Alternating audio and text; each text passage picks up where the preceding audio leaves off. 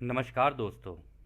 Law of one यानी एक का कानून, या कह लीजिए एक का ज्ञान, या कह लीजिए एक के तरीके। यह इसका 7वें सत्र का दूसरा भाग है। दोहराया जाता है कि इस किताब में दी गई सूचनाएं या जानकारियां आप जान भी सकते हैं, मान भी सकते हैं, नज़रअंदाज कर सकते हैं, या फिर सिरे से खारिज कर सकते हैं, क्योंकि यह आपकी फ्री विल है जो कि अनंत रचयिता द्वारा आपको दी गई है। तो अब हम इस सत्र को शुरू करते हैं। तो डॉन सवाल करते हैं, मैं काफ़ी इच्छुक हूँ इस एक के ज्ञान के इस्तेमाल को लेकर, और ख़ासकर कि ये कुछ भी करने की आज़ादी जिसको हम फ्री विल कहते हैं उसको लेकर, कि ये इस्तेमाल कैसे किया जाता है।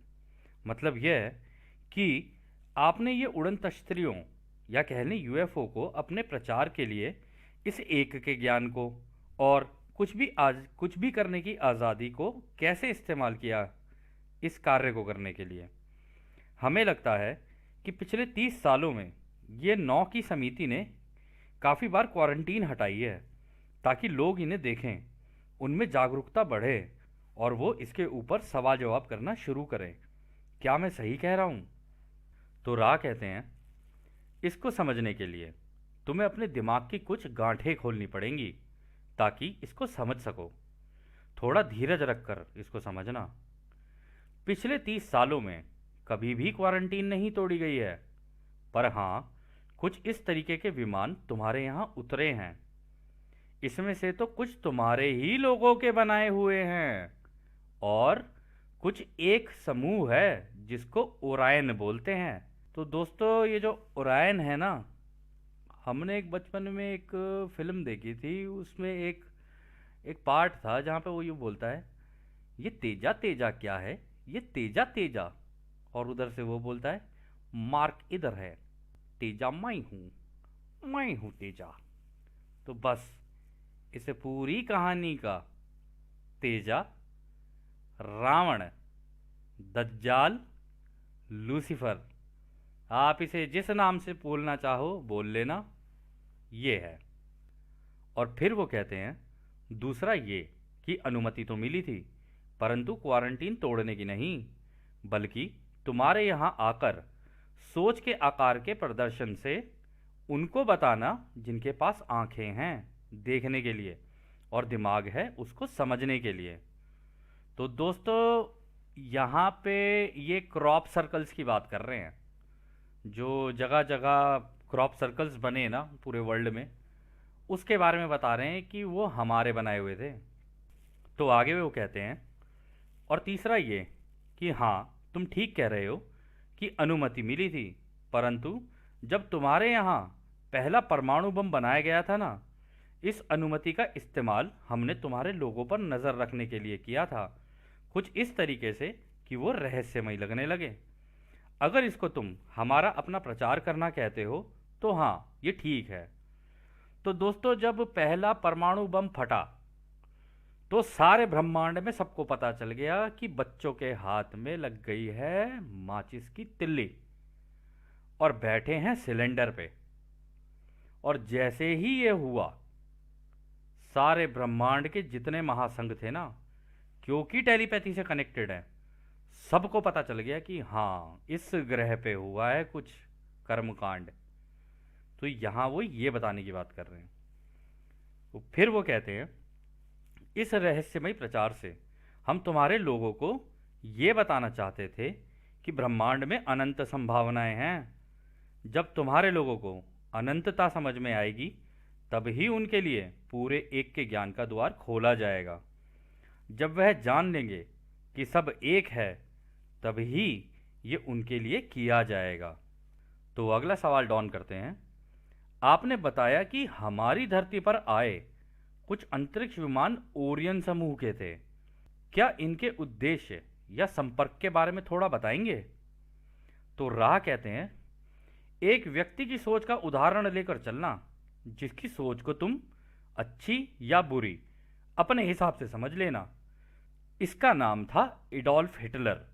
इसकी सोच को तुम एलीट या अपने आप को सर्वोत्तम मानना कह सकते हो, और अपने जैसी सोच के व्यक्तियों को अपने साथ मिलाना था और फिर अलग अलग तरीकों से जिनको वो अपने से नीचे समझता था उनको गुलाम बनाना था।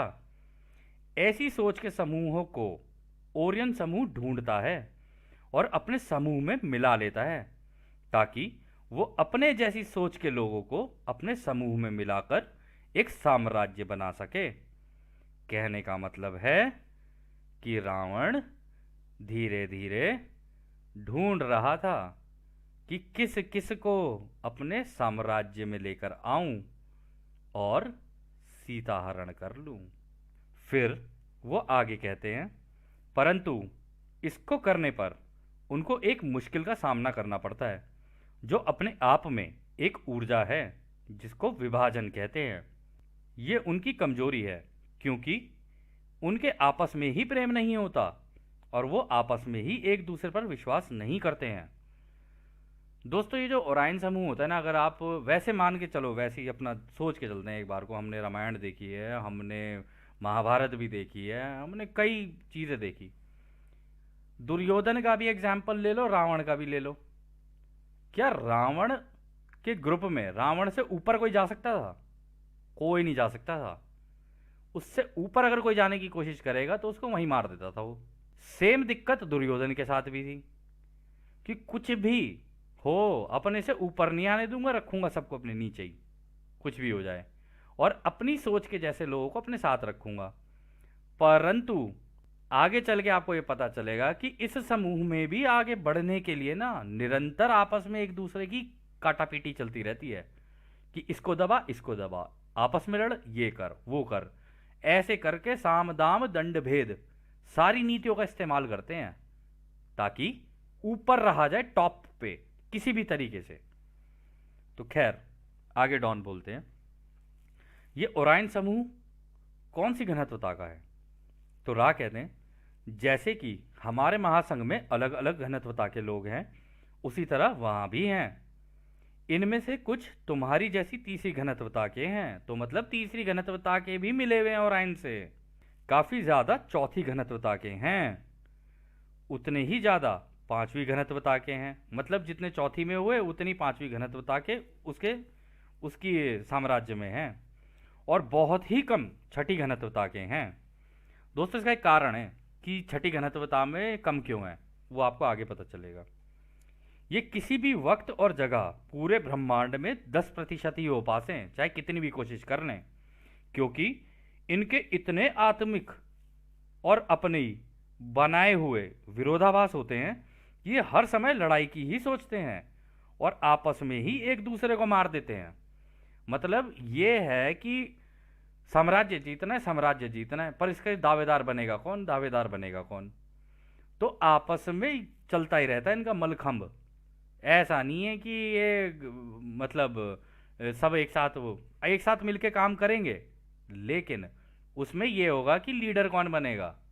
आपस में हमेशा यही लगा रहता है कि मैं ऊपर, मैं ऊपर, मैं ऊपर, मैं ऊपर।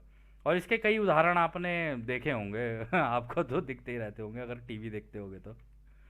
आगे रहा कहते हैं, उनकी शक्तियां और हमारी शक्तियां बराबर हैं, क्योंकि एक का ज्ञान रोशनी और अंधेरा दोनों के लिए है। अच्छा दोस्तों, ये बात भी बिल्कुल सही है। हम लोगों ने रामायण देखी है। क्या रावण के पास कम थी पावर्स? क्या राम के पास कम पावर्स थी? राम भी जानते थे माया का खेल और रावण भी जानता था माया का खेल, पर दोनों के माया के खेल में एक चीज थी, और अगर वो चीज आपको समझ में आ गई ना इस किताब के अंदर, तो आप समझ जाना राम और रावण में क्या डिफरेंस था ना, और वो कौन सा ज्ञान था जिसकी वजह से राम राम क्यों हुए और रावण रावण क्यों हुआ, वो सब समझ में आ जाएगा आपको। खैर, आगे चलते हैं। फिर चाहे उसका इस्तेमाल दूसरों की सेवा के लिए हो या केवल अपनी सेवा के लिए हो, हालांकि दूसरों की सेवा के परिणाम अपनी सेवा के लिए भी हो जाते हैं। इसलिए इन अभ्यासों को करके और प्रेम और मित्रता बढ़ जाती है और रचयिता की बुद्धिमानी की तरफ और तेजी से बढ़ा जाता है। तो मतलब देखो दोस्तों, ये यहाँ पे कह रहे हैं ना कि दूसरों की सेवा के परिणाम ये होते हैं कि तुम्हारी सेवा अपने आप ही हो जाती है, खुद ही हो जाती है। या वैसे भी सोचने वाली बात है कि अगर आप किसी की मदद कर रहे हो तो जब कभी किसी टाइम पे आप मुश्किल में आओगे तो यार वो भी मदद ही कर ही देगा। अब मान लो किसी के पास कुछ ना रहे तो, और आप मान लो एक के ज्ञानी बन गए, आपको समझ में आ गया वो अनंत रचयिता क्या है। अगर कल को किसी के पास कुछ भी ना रहे ना, तो थोड़ा थोड़ा करके सारे एक की मदद कर देंगे। ये हो जाता है, क्योंकि दिल से ही इच्छा ऐसे निकलती है कि मुझे सेवा करनी है, वो सेवा भाव रहता है। इसलिए दूसरों की सेवा का रास्ता ना, उसमें तेजी से आगे बढ़ा जा सकता है रचयिता की तरफ, यानी उसकी अनंत बुद्धिमानिता की तरफ, कि वो है क्या। खैर आगे चलते हैं।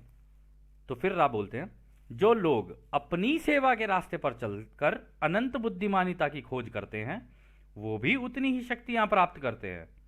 परंतु जैसा हमने कहा था, क्योंकि विभाजन ही इनका रास्ता होता है और दूसरों पर राज करने की इच्छा की ऊर्जा निरंतर रहती है, इसलिए इन्हें काफी मुश्किलें आती हैं, क्योंकि इससे एक दूसरे की कमजोरियों का इस्तेमाल करने की वजह से आपस में प्रेम नहीं होता है और निरंतर लड़ाइयां आपस में ही चलती रहती हैं, और समूह बड़ा हो भी जाए तो निरंतर टूटता ही चला जाता है। तो दोस्तों, ये तो अब आप अपनी बुद्धि का ही इस्तेमाल कर लेना कि दूसरों की कमजोरियों का इस्तेमाल कर करके खुद को टॉप पे कैसे रखा जाता है, और अंदर भी निरंतर वो विरोधाभास चलते ही रहते हैं कि तू तू ऐसा और तू ऐसा, इसने ये किया उसने वो किया, हैं सारे एक ही, लेकिन इसने ये कर दिया उसने वो कर दिया, और यहाँ पे सारे लगे पड़े भाई ये सही है कि वो सही है, ये सही है कि वो सही है। हो जाता है बड़े बड़े ग्रहों पे, ऐसी छोटी छोटी बातें होती रहती हैं सतरीठा।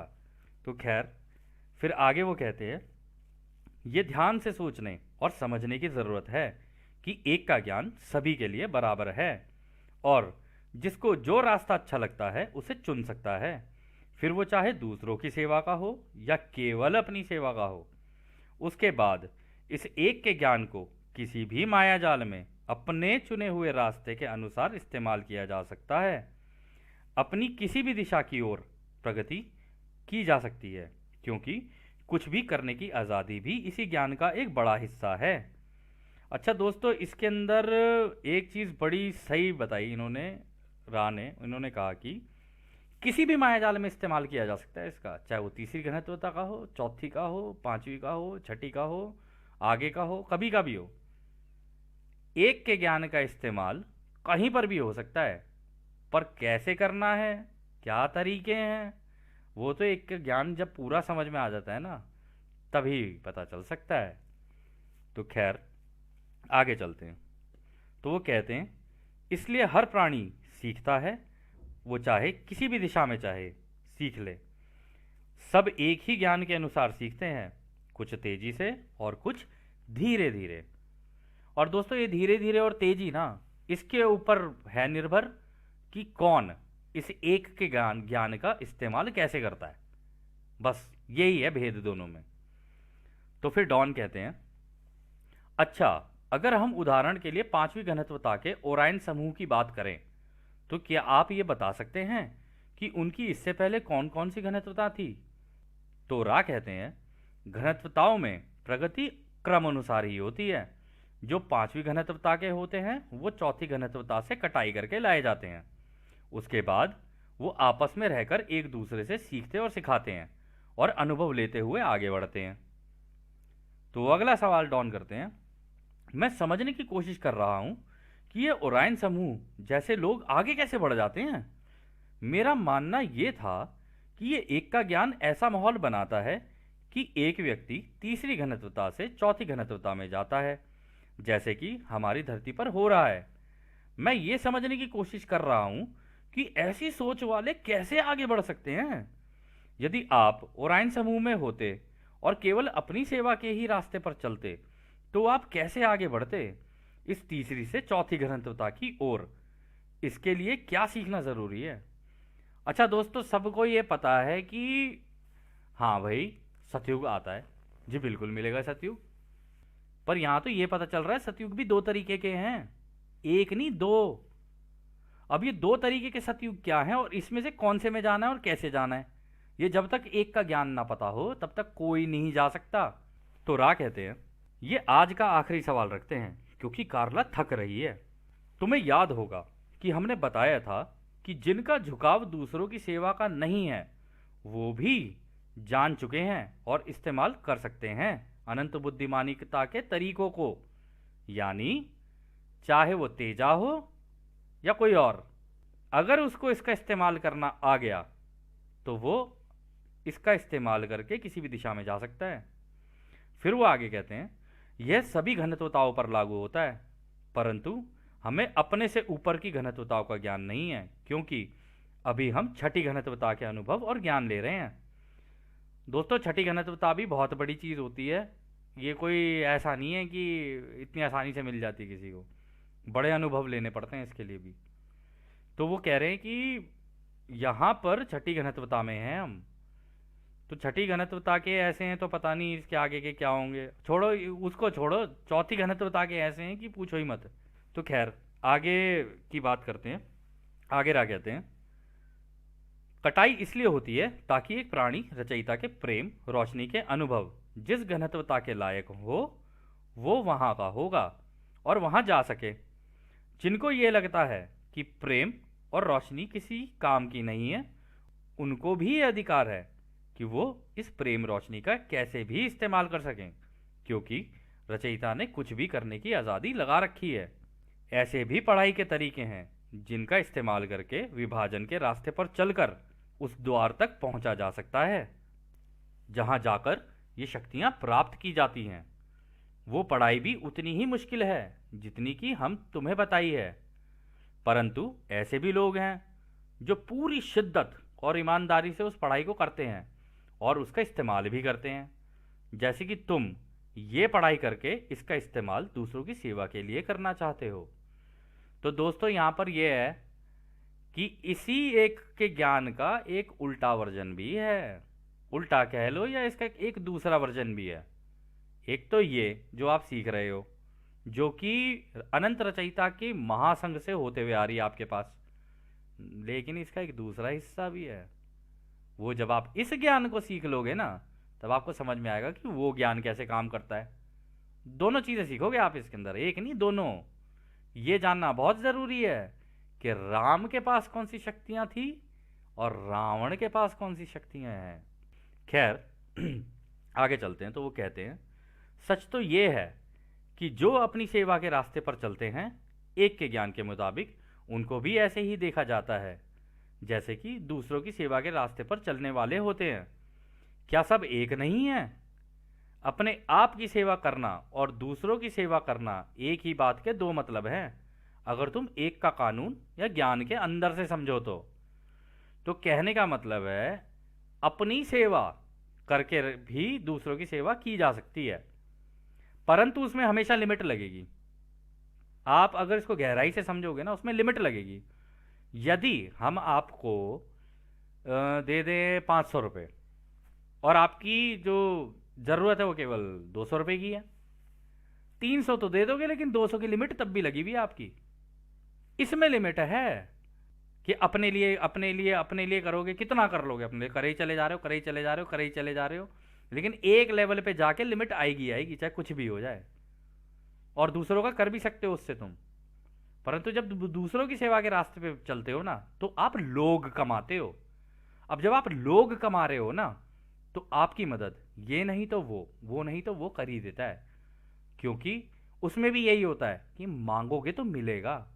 अभी आगे जाके आपको पता चलेगा कि अनंत रचयिता के बाकी ज्ञान क्या हैं। तो इस सत्र को हम यहीं समाप्त करते हैं दोस्तों, और आपको जाते जाते उस अनंत रचयिता के प्रेम, उसकी रोशनी, उसकी शक्ति और उसकी शांति उसमें छोड़कर चलते हैं। आदने हमारे दोस्तों, आदने वासु। धन्यवाद।